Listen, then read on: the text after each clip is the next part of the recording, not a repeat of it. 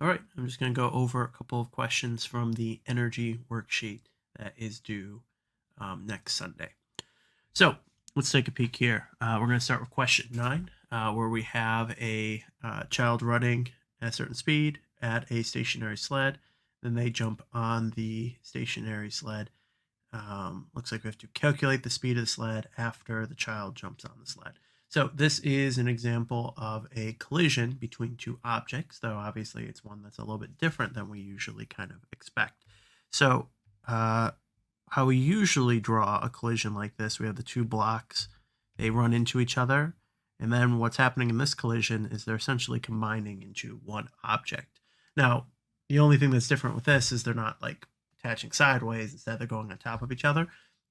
Still works the same way. You still have two objects coming together to make one object. So this is a conservation of momentum question, which means we're going to be using the equation the momentum before is equal to the momentum after.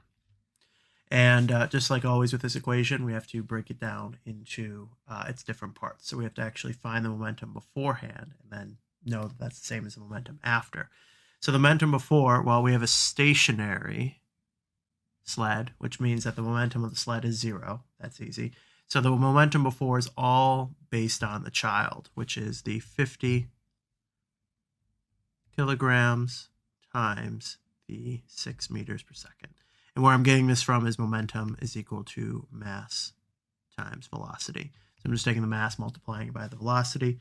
When I do that, I get 300 kilogram meters per second. So that's my momentum before, which means that's the same as my momentum after.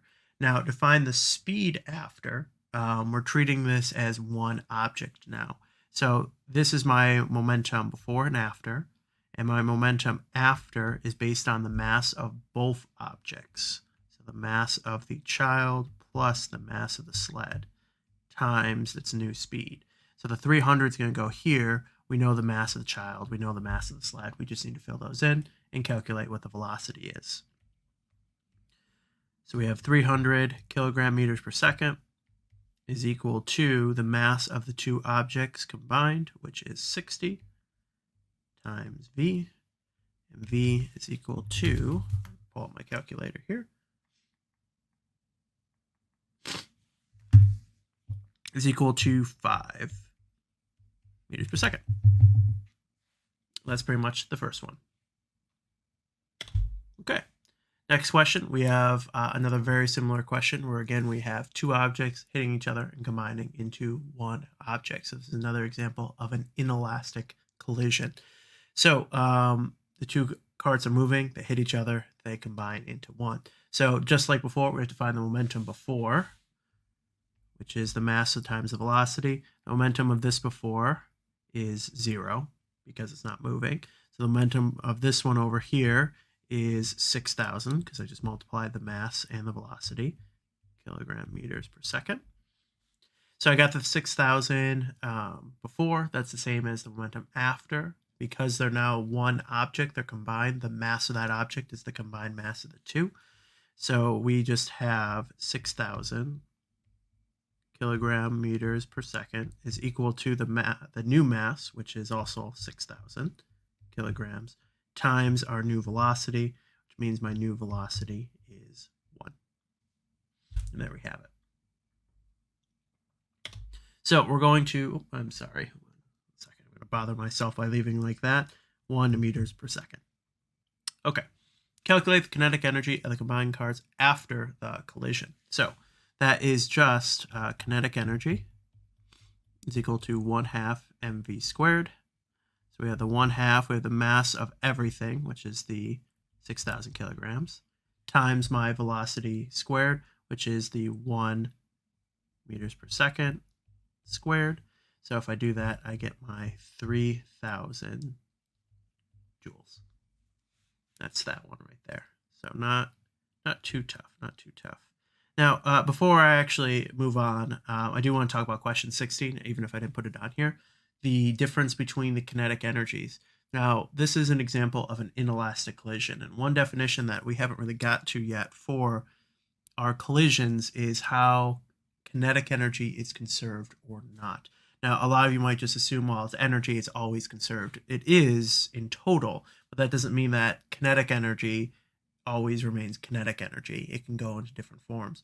If you do this math and find out what was the kinetic energy before the collision, and so let me just get the stats of the carts again. So we have the 1/2. So this is the answer to this question. I'm talking about the next one now. 1/2, we have the 1,000 kilograms times our 6 meters per second squared. Now that square factor is the thing that really changes things up. So if I do this math,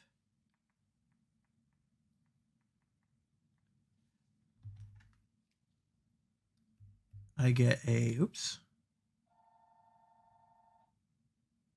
That's interesting that that 8 is staying around.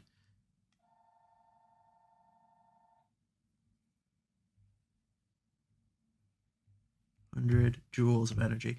So you can see there's actually much more energy to begin with. In an inelastic collision, the kinetic energy is not conserved. We actually lose some kinetic energy from doing that, which is pretty interesting. In an elastic collision where the carts bounce off of each other, then our kinetic energy is conserved. So when we use the phrase inelastic, when the things stick together, the definition of inelastic is actually that kinetic energy is not conserved versus elastic, it is where it is conserved. So that's actually the real definition of those two things. We've just been practicing as bouncing off and sticking together. Okay, in this next set of questions, I'm going to go through each of them. It's essentially a friction question that kind of moves into work and energy. So to start off with, we have to determine the weight of the car. Now, this one's a pretty straightforward one, but it's an important one to know because it does come up quite a lot. So to convert between our weight and our mass, we're going to be using this formula right here, where G is our 9.81 value. I'm going to use 10, just because it makes the math a little bit easier, is equal to our weight, which is the thing we're looking for, divided by the mass, which we're given in the problem above. So with this, I just need to multiply both sides by that, and I get a weight of 12,000 newtons. That's pretty much the first question. Very straightforward, a 1-point question on the regions, nothing too complicated. Now, in our next question, we're going to be looking for the force due to friction. So the key thing in this question to understand is the fact that they give you the materials. Whenever there's a friction question, whenever you're asked to find friction, the first thing you want to look at is to see if the materials are given to you. Because if they are, you're most likely just going to use the formula, the friction formula, to figure things out. If they're not, that's when you may have to start playing with Newton's laws, see how things and forces add up. But in this one, it's a straightforward friction question. So we have our force of friction, which is what we're looking for, is equal to mu. Now mu, this letter right here, we're looking for on the reference table. So you have to open up the reference table because it's currently moving at this point. Yes, it's going to stop, but right now it is moving. We're going to use the kinetic value for mu, which on rubber on dry asphalt is 0.67. Keep in mind it is a unitless number, times the value that we got in the last one. Now, why is Fn equal to Fg? Well, if we're on a horizontal flat road, that means that we're not going up and down. If the car is not going up and down, that means that the force of gravity and the normal force have to be equal if we're on a level surface. So we have these two things multiplied by each other. I'll just pull out my calculator. 0.67 times our newtons. And when we do that, we get our right around 8,000 newtons, just a little bit more than that. And that is our friction going backwards. Okay, next up on the list, we're asked to calculate the work done by the friction force in stopping the car. So our work formula is our force times distance. When it's asking us to find the work done by friction, that actually makes the question a little bit easier because you know what force you're going to be using. So, and keep in mind, the big thing with the work formula is that the force and the distance have to be in the same direction for it to work. In this case, we have our 8,000 newtons of friction times our distance that it's slowing down on, which is our 16-meter distance. And so when we do this math out,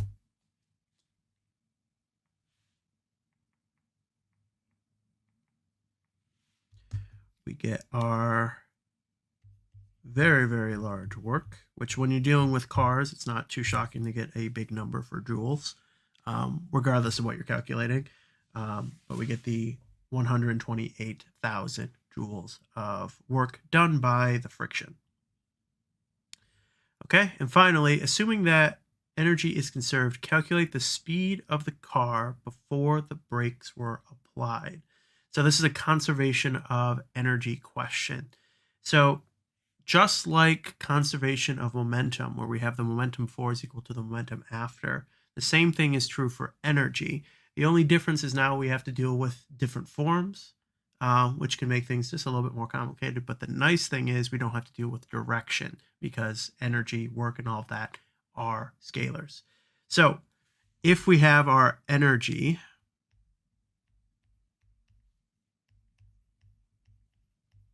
of our 128,000 joules, that's the same as our energy before, that's the same as the work done after. So we have our energy, we just need to figure out what our speed was. And the energy of speed is kinetic energy, mass times velocity squared. We have the 1/2 m, which we know of, which is 1,200 kilograms, times our velocity, which is the thing we're looking for, is equal to our 128,000 joules.